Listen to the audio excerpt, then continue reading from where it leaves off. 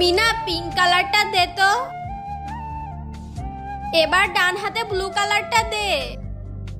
এবার পিঙ্ক আর blue colour একসাথে mixed করব। আরে কি সুন্দর পার্পল কালার হয়ে গেল। হ্যাঁ গুড। এবার মিনা তুই আমাকে ইয়েলো কালারটা দে। এবার এই হাতে ব্লু কালারটা দে। এবার ইয়েলো আর ব্লু কালার একসাথে মিক্সড করব। ভালোভাবে মিক্সড করার পরে গ্রিন হয়ে গেল। Wow very good. আমি ওর থেকে বেটার পারি।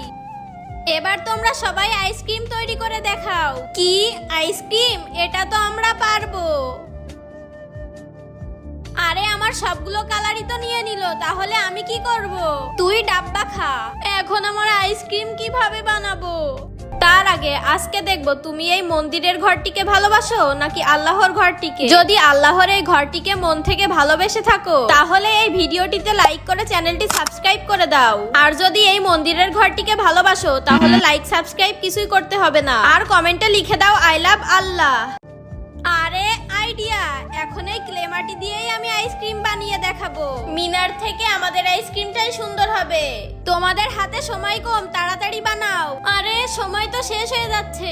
আমি ক্লে দিয়ে কিভাবে তাড়াতাড়ি আইসক্রিমটা বানাবো? সবার আইসক্রিমই তো প্রায় বানানো শেষ, আমাকেও সবার আগে তাড়াতাড়ি বানিয়ে দেখাতে হবে।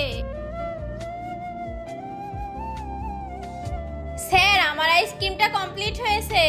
স্যার আমাদের আইসক্রিম বানানোও কমপ্লিট হয়েছে।